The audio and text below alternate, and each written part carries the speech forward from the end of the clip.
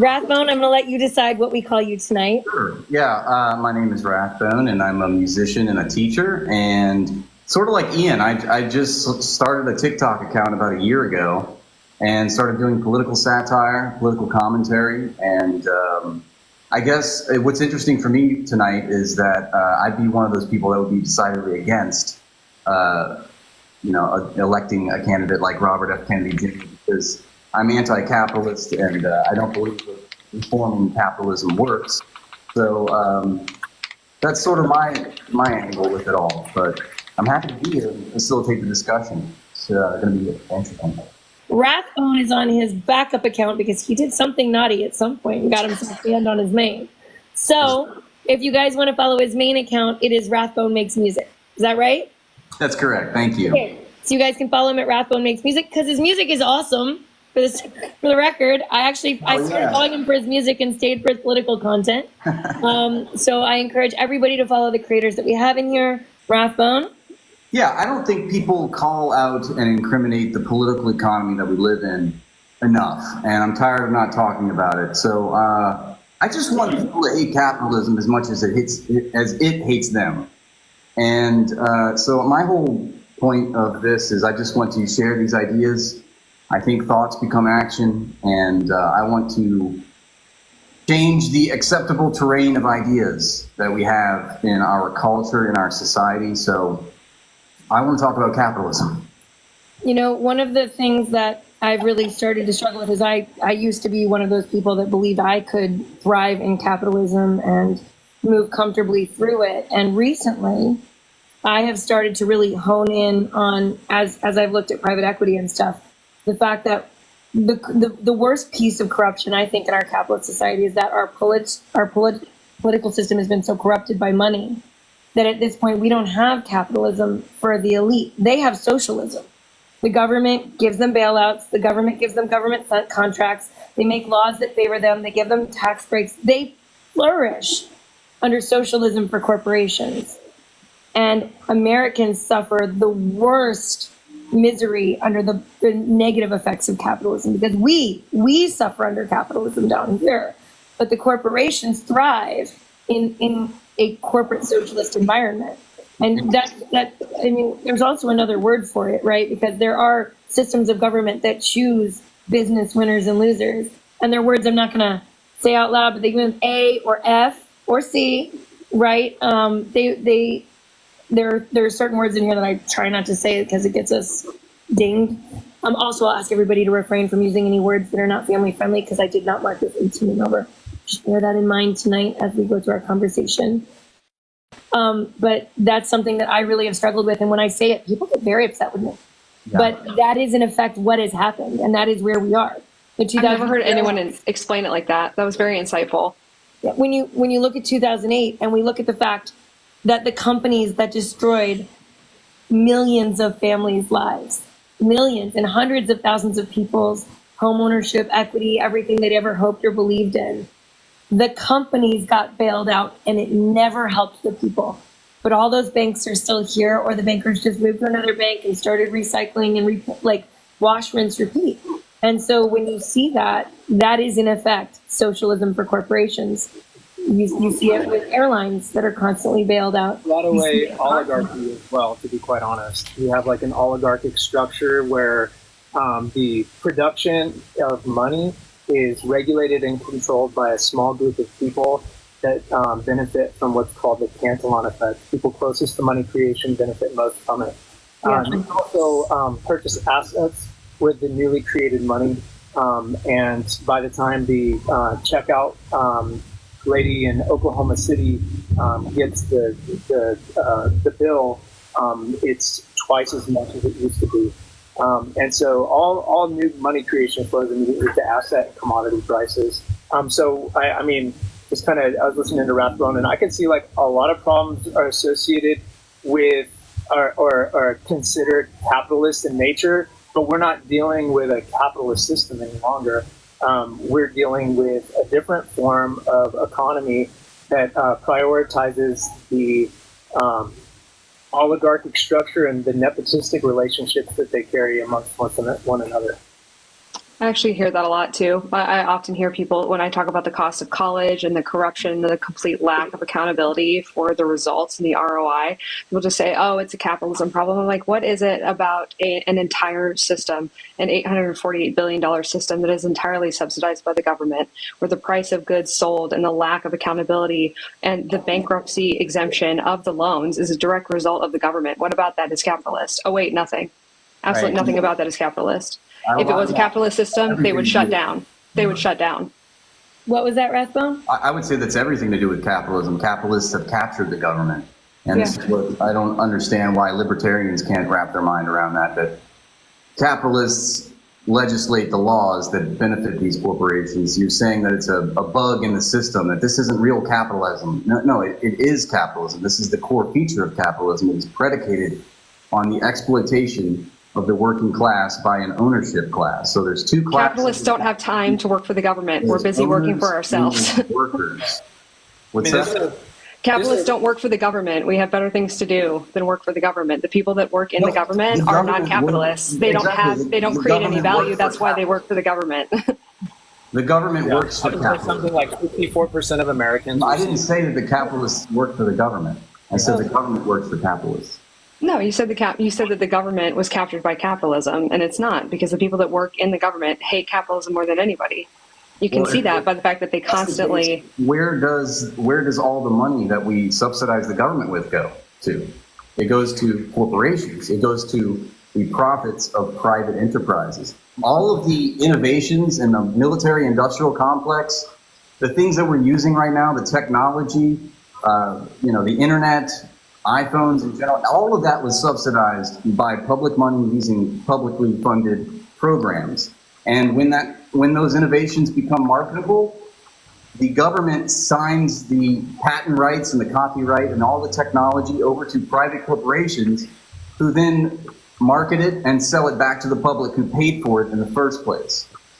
That's not capitalist, because the government, there is no public money. There's only your money and my money that the government took from us. It is not, and that is not capitalist. Capitalism fundamentally wouldn't even have a government structure, because purchase is consent. That's how it works. One of my favorite phrases along the line of what type of government do we have is a kleptocracy, which is defined as a government that takes from its people and enriches itself. and I think that there's features of oligarchy, there's features of capitalism, there's features of a lot of them, but there's features of kleptocracy all throughout, because ultimately you're right. It's like, this was our money. This was our production value. This was our, we did fund all of these public goods like Rathbone is saying, and then it gets turned around and we get exploited, and it gets exploited for the benefits of the corporate class, the oligarchs. I mean, it's not to completely argue with you, Rath, but I actually agree with a lot of the things that you've said. It's just, it's probably the same as people who, and I'm not sure if this is how you feel, but if you are, if you do care about socialist values or communist values, and those are the systems that you think are better, I'm sure it's similar to probably how you feel when someone says, oh, well, it's not real, whatever. It's the same thing. It's just a different side of the coin. People don't understand that the economy creates politics. The economy, there would be no government without the economy itself. The economy creates all social and political life, and it formulates our ideas about what's possible about our society. So it all comes back to the economy. And when you have, in the capitalist mode of production, you have the means to produce, it's owned by private individuals who are unaccountable to the public, and it tends toward monopolies. And like we say, every political decision is, you cannot divorce politics from the economy. So everything that is done in the economy is done in the name of capitalism, and capitalists have controlled the government. They control the actual legislation. Well, just because something's done in the name of capitalism doesn't mean that it's actually capitalist. I think a lot of what they're doing is, in essence, anti-capitalist. The government intervening in the free market is not a capitalist ideal. It's fundamentally not, yeah. No, the government intervening on behalf of corporations and capitalists is... The government intervening... As Tiffany said, it's socialism for the rich. That's not capitalism. Nepotism, and that is oligarchy, who is channeling these contracts and deals to people who they have in their circle. And the thing about it is that is truly, in my sincere conviction, the real problem is the monetary system is not a free market. The money of the United States is not a free market money. Okay, from 1912, between about 1784 to 1912, the value of the dollar maintained its purchasing power. Since the creation of the Federal Reserve, the U.S. dollar has lost 98% of its value. That's the crux of the issue. There's a stealth tax. People are worried about tax. Taxation is theft and so on and so forth. But the real stealth tax is inflation. The purchasing power of the dollar is being strategically diminished to benefit those who buy assets with this newly created capital. We talk about housing prices and such. 80% of U.S. dollars, this is according to the St. Louis Federal Reserve data, 80% of U.S. dollars were created in the past 5 years. And you wonder why prices go up? Well, that's because inputs to create goods require actual things like diesel, labor, commodity prices will go up with any new monetary creation, as well as assets. So we have this whole class of people that allows monetary creation before the rest of the populace knows about it, and they get to buy the assets. And then we see this also, addressing some of the points that you made, Rathbone, about corporations. And trust me, private equity is part of the problem too, because these guys are able to back out, declare bankruptcy, and keep it all themselves and partition it off with various different legal entities and structures, so nobody actually has to pay the piper when the piper gets paid. It's every single citizen that those costs are defrayed amongst us. But ultimately, the real issue is left, right, middle. I don't care what it is. The value of the dollar is diminishing dramatically. So you're working harder and harder continuously for less and less. Right. It's the value of your labor is corrupted. The value of your labor is going down. Yeah, the value of your labor is going down. That's true. That's what the problem is. And if inflation were actually a thing, and as more U.S. dollars are created, the value of your labor diminishes. As more U.S. dollars are created, those dollars flow into asset valuations. And the people who are the last to receive the benefit of there's no benefit to inflating currency. But the people that benefit, yes, there is. There's absolutely a benefit to inflation. That's just basic. So if you're a modern monetary theorist and you believe in Keynesian economics that animal spirits move the markets, then maybe you might believe that. No, we're not talking about spirits. We're talking about the material economy. Yeah. One at a time, pretty please. There's a lot of us in the Brady Bunch box right now. Guys, I am not going to stop this conversation. I just want to make sure we get to everybody because we're going to go really quickly where he's going to be here. Clarkson, what is the biggest economic issue you're hoping we get to touch on tonight for your followers? And Freddie, I'm going to come say hi to you in 1 minute. Well, we've already kind of touched on it. I think it's inflation and the corporate capture of government and how that trickles down to so many different issues, especially affecting the middle class and the poor. I am a capitalist, but I believe that we don't live in a capitalist society, and a lot of the things that are happening in our government are fundamentally anti-capitalist. I believe in the free market, and I believe in the free market making decisions that are best for people who deserve to succeed. I believe in merit, a meritocracy. I believe that's what we should strive for in society. But it's getting harder and harder for people who deserve to succeed to actually do so because of the corporations and because of all of the crony capitalists, or what they call themselves capitalists, but they're not, the people at the top making decisions that fundamentally affect the people at the bottom. And that wealth gap is changing significantly, and it changes in housing, just food pricing, everything in general. So I think, the biggest issue that I see is inflation, government spending, and corporate capture, which Bobby touches on a lot, which is what intrigues me about him. Finance is something that you should be responsible for yourself. If you, it sounds terrible and intimidating, but when you do that, it will open your eyes to the reality of the markets that we're subjected to, regardless of whether it's right or wrong. This is capitalist propaganda right here. You're seeing it very, very, very clear. As success and failure is dependent on the individual. If you are not successful in capitalism, that is your fault. And, communism always makes these emotional pleas towards people. Yeah, yes, because and there's no you made your point. Guys, we can all, I think everybody in here at this point agrees right now, we are in a very corrupted, nobody could argue that we're in a pure capitalist system. And I'm not saying capitalism is right. I'm not saying that I know another system that's better. Rathbone, had if you could think 400 of a years of system you thought was capitalism. better, what would it be? People are still thinking that there's some ideal sense of capitalism, that we just haven't achieved true capitalism. We've had 400 years of it. And you know, if inflation wasn't a tool for corporate greed, they wouldn't be reporting record-breaking profits right now. Corporations are gleefully boasting how much money they've been making. $50 trillion has been robbed from the working class in the past 40 years of neoliberalism. It's gone to the top 1% of the American population. $50 trillion. Our wages in real terms have stagnated since 1979. Yes. 100%. This isn't real capitalism. This guy's trying to tell you. This is not real capitalism, though. We just got to fix a few things and stop. What system? Guys, 1 second. The money is not a free market money. The money is not a free market money. So, Guys, 1 second. To totally tear down the system is not something 99% of America are prepared for, the difficulty that actually comes with something like that. And to act like it's only a 1, 2, 3 pivot and we can fix it is also not a reality for most people. But we do know things are fundamentally wrong. I think everybody feels things are fundamentally wrong, some more than others. Right. I mean, you mentioned the free market. The free market requires government intervention.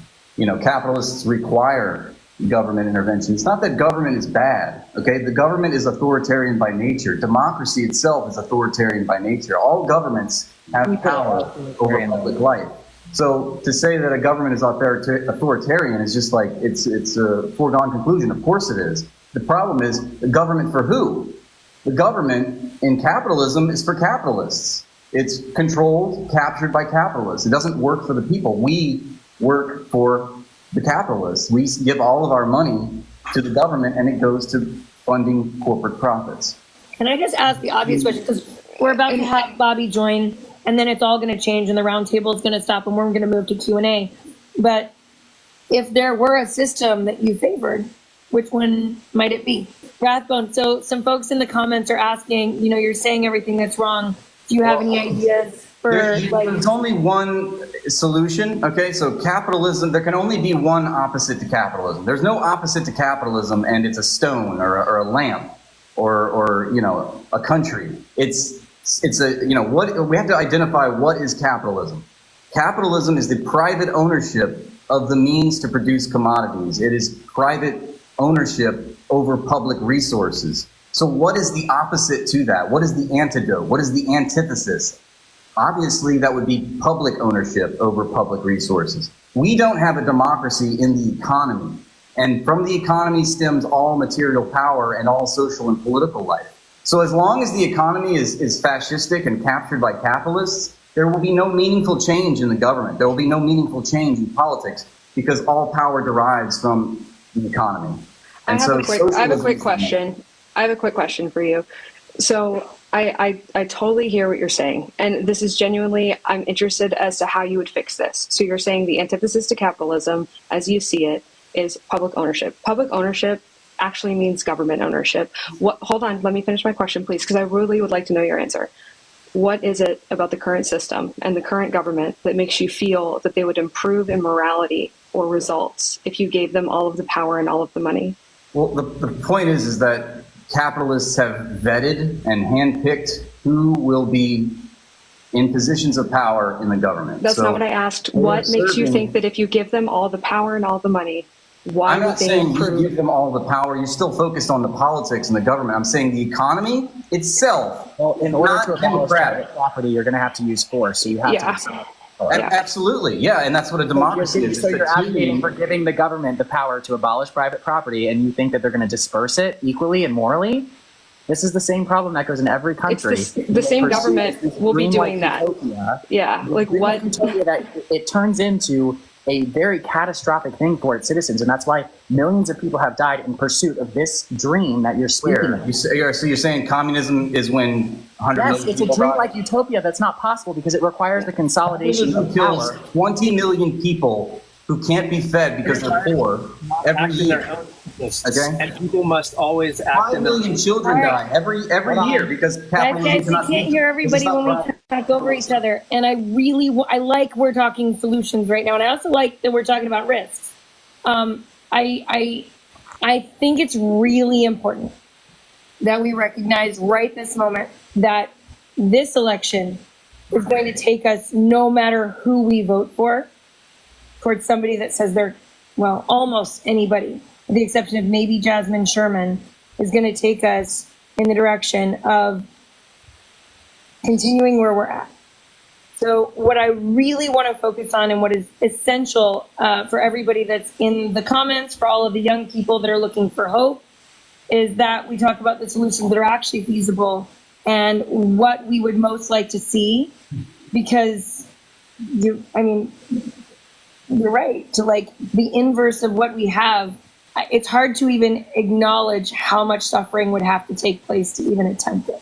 Well, I think that the problem is that what we have right now is essentially the government controlling the market, which is kind of what Rathbone is advocating for. What we're saying on here is that the opposite of what we have is a free market capitalist society, because we don't have that. We have faux capitalism. It's not actually it anymore, because we consolidated power in the government. Now, the only way we can pursue what Rathbone is saying is consolidating power in the government, creating the same problem that we're living in right now. So I'm just curious to see an actual solution, or to have a discussion based on actual solutions, rather than pursuing these dreamlike ideals for society as if human beings aren't the source of corruption. It's not the system, it's humans. When you consolidate power at the top, humans will abuse it. So capitalism is human nature, right? No, capitalism is not.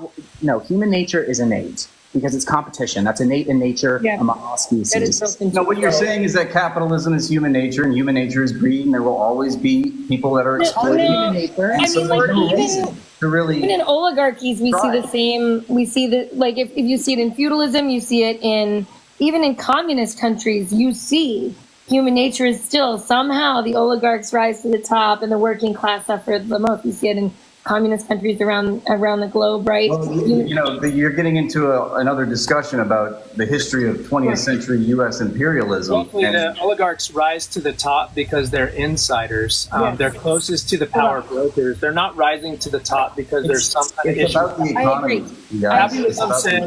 Capitalism says, I like the deal that you're offering me. If you continue to offer me a good deal, I will continue to do business with you. No. Communism says, you take this at the price that I tell you, or I kill you. Right. No, it's not. If you go to the middle of nowhere, if you go to the middle of nowhere and someone has grown a head of lettuce, stop rolling your eyes. This is a discussion. We're here to talk. That's why we're here. It's okay, guys. Everybody's being respectful. If someone has grown a head of lettuce and someone walks up and said, I would like to buy that head of lettuce from you. I have a glass of water. Would you trade me? That is capitalism. Bargaining. That's commerce. That's capitalism. It's purchase. It is. It is. The existence of two classes, but owners and workers. We're arguing over definitions, and where we're at right now, where we're about to have the conversation that everyone's been waiting for. There's thousands of people in here waiting for this. Rathbone does look a little bit like Zach Galifianakis, but I love him. He's one of my favorites, and my husband's favorite T-shirt has a Wolfpack shirt that looks just like Rathbone. Somebody in the comments just said that. So we're about to have Bobby join us. It looks like he's entering the chat. I just got a message. Let's see here. All right, I'm going to try to get him added to the chat. Hi, Bobby. Welcome back to TikTok Town Hall. How are you tonight? Hey, Tiffany, really good to see you. I'm going to say hi to everybody and thank everybody for participating in the town hall and also standing up for TikTok. And central banking. So I'm gonna come down to Rathbone first, and then we're going to pivot to all of the things you were just bringing up. Rathbone, you're up. Thank you. Yeah, hi, Bobby. My question has to do with capitalism. So you just said that capitalists have captured our government. And my question is it even possible to have an economy that benefits the working class under capitalism, which, as we see, always tends toward monopolies? And what are your thoughts on socialist policies like agrarian reform? You mentioned that private equity firms have monopolized the housing industry. So I just wonder if, like, as president, would you be open to the idea of reappropriating the private property that these private equity firms have monopolized and bring them under the control of the public again, under democratic control? Is there any way to create accountability for these big business monopolies? Yeah, I mean, I don't think we have free market capitalism in our country. I think free market capitalism is the greatest economic engine, but it has to be harnessed to a social purpose. Otherwise, it brings you, as you say, it will drag you rapidly down the trail of monopoly capitalism, of crony capitalism, and of oligarchy, and that's what it will be the end point. So capitalism, if in order for free markets to function, they have to have rules that make sure that the public is the beneficiary, so that you shouldn't be able to get rich by doing bad things to other people, and that's really what the government role is.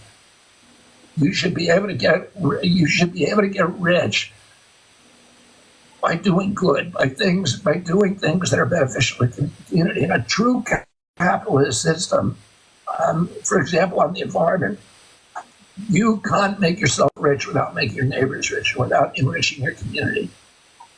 What polluters do is they make themselves rich by making everybody else poor. They raise standards of living for themselves by lowering quality of life for everybody else, and they do that by escaping the discipline of the free market and forcing the public to pay their production costs. In true capitalism, you would have to accurately assess the value of natural resources, of the public commons, of our air, water, wildlife, fisheries, public life, the shared resources of society. And if you diminish those values, you'd have to pay the price. But what we do in crony capitalism is we just let them dump into the air and water and dispose their waste. In a true capitalist system, you have to pay all the costs of getting your product to market. And that includes the cost of cleaning up your mess, which is, a lesson we were all supposed to have learned in kindergarten. But what, polluters do and what big corporations do, they're always trying to figure out ways to externalize their costs and to internalize their profits. And they do that by having the political system and using political clout to escape the discipline of the free market and to allow them to create monopolies. One of the laws in a democracy that keeps free market capitalism in check to make sure it remains free market capitalism rather than morphs into crony and monopoly capitalism is the Sherman Antitrust Act that says you can't make monopolies, you can't dominate, a single market. You have to make sure that there's other competitors in that market because that's good for everybody. And unfortunately, that law, itself, Justice Department became captured and the SEC became captured. And so they don't enforce those laws. But I am a very strong believer in true free market capitalism. It's just we don't have it. Oh, it has. And it's particularly been destroyed since the Citizens United decision in 2010. So, just to go back a little bit in history, there was a period in American history when we really lost democracy entirely, which is called the Gilded Age. And it was during the first rise of monopoly capitalism, when you had these corporate robber barons like the Carnegies, the Fricks, the Whitneys, the Rockefellers, the Morgans, etc., who all sat together on these interlocking boards of what they called the trust, the sugar trust, the rail trust, the oil trust, etc. And they controlled the economy in our country. They were able to handpick the United States senators because at that time, U.S. senators were not picked by the public. They were picked by the legislature. There was no direct election. They could abuse their workers because there was no rules, there was no unions, there was no rules that protected workers, and they didn't have to pay taxes. There were no corporate taxes, there were no income taxes, and there was no Sherman Antitrust Act. And what happened is that there was a group of popular movements, a populist movement in the countryside, which was agrarian farmers, which were democratic. In the city, the progressive movement, this is around 1903, grew up in response to this. And then you had these great muckraking journalists like Ida Tarbell and Upton Sinclair, who started exposing the corruption between government and these big corporations, and particularly targeting Standard Oil and John D. Rockefeller, who was the richest man in the history of the world at that point. And you had one individual, which is Teddy Roosevelt, who was part of the oligarchy, he was part of the aristocracy, but he wasn't intimidated by it. And he had a really strong vision of there was anti-corruption, and he ran and he won and started enforcing and passing these laws. And they passed the Sherman Antitrust Act in 1903. They passed laws that gave women the vote. They passed a 40-hour work week. They passed laws against child labor. They passed laws that allowed unions to organize. And the most important, and they passed the direct election of senators. And they were trying to re-democratize America, and they did it. The most important law they passed was in 1908, they passed a law that made it illegal for corporations to donate to federal political candidates. Oh, they also passed a corporate income tax and a graduated income tax for individuals. So wealthy individuals, for the first time, had to pay their share of the American experience, all the advantages they were getting from the canals and the roads and the railroads monopolies that they had. They now had to pay a little for it. So it re-democratized our country, and that law, most important law that said corporations can't give to federal political candidates, lasted for 102 years. And then in 2010, this corporate-owned Supreme Court threw out that law, and they said, oh, wait, we made a mistake. Campaign donations are a form of free speech. They're therefore protected by the First Amendment, and nobody can regulate them. That unleashed a tsunami of corporate donations into the political process, and that's why you have to pay $100, $200 million, $300 million to run for Senate. This election that I'm in now is going to cost $15 billion. And the little guys have no input into anything. And that's why, and their whole job, now that the billionaires and the corporations own our government, their whole job is to make sure that corporate crony capitalism and monopoly capitalism is the dominant form. And that and that's just a feudal, oligarchy, a feudal aristocracy. It's really a feudal plutocracy. Because the war economy is the center of the whole thing. And it's the military, BlackRock owns Northrop Grumman and General Dynamics and Boeing and Lockheed.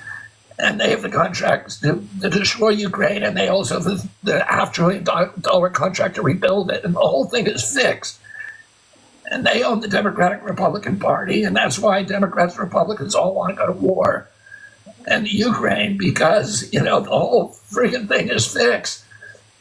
But I do not agree that you have to have monopoly capitalism. I think it's the function of government is to lay down the rules so that capitalism does what free market capitalism is supposed to do, which is to reward good behavior and punish bad behavior.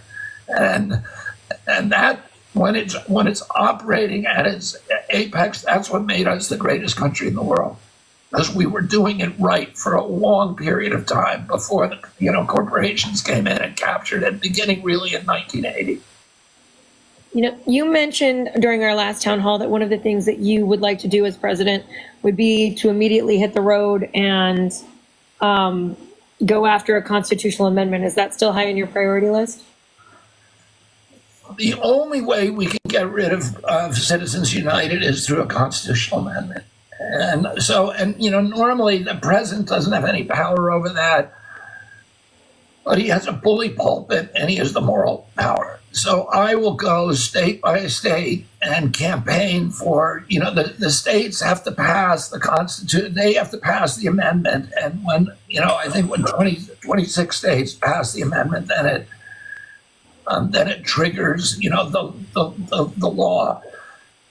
So and correct me if I'm wrong about that, but I think it's 26 states have to pass it first, and then it triggers the Constitutional Convention, and then then you get the law. And we have to do it because no matter what fix we make on our democracy today, no matter how great a president we get, it's all going to go reset back into this corruption as long as that law exists. Rathbone, you're a really good example of somebody that doesn't make. I mean, you didn't start to make political content. You're a musician, a really good one, by the way, like a really good musician. And I see that as somebody with a degree in music. I like your music, although I entirely disagree with like everything you stand for. I love that for you. I'll give you that compliment. I'm a music teacher, and I started following you for not right, left, or middle. I did not find you that way. I found you because I loved your music. And then you started making political content. You're a really good example of a creator that came here to do something you were passionate about. And yeah, absolutely. I think it's vitally important that we have dialogue in our political discussions and sharing political ideas. How are we supposed to create policies if we don't create the ideas first? I think thoughts become action, and I want to share more ideas that are sort of sidelined. I think the working class ideology, the values and principles of the working class have been fragmented and sidelined, and so I just want to speak to other working class people in society and try to change the narrative and try to make more of the ideas that I guess vibe with or whatever, but I want them to make them more palatable, more acceptable. And I think, for whatever reason, political satire works, making propaganda. I consider myself a political agitator, as I'm sure a lot of you, as content creators. That's sort of what is the name of the game. We're supposed to get people to think, and it can be, it's political agitation. We're supposed to agitate people and educate them. So that's what I feel as a teacher. That's what my contribution is. So that's what I'm doing. But thank you for all the kind words. I really did have a great time here. I think it was really enlightening. Nixon ordered Cambodian genocide. Clinton sent cruise missiles to Sudan, people died. Obama gave the orders to do drone strikes.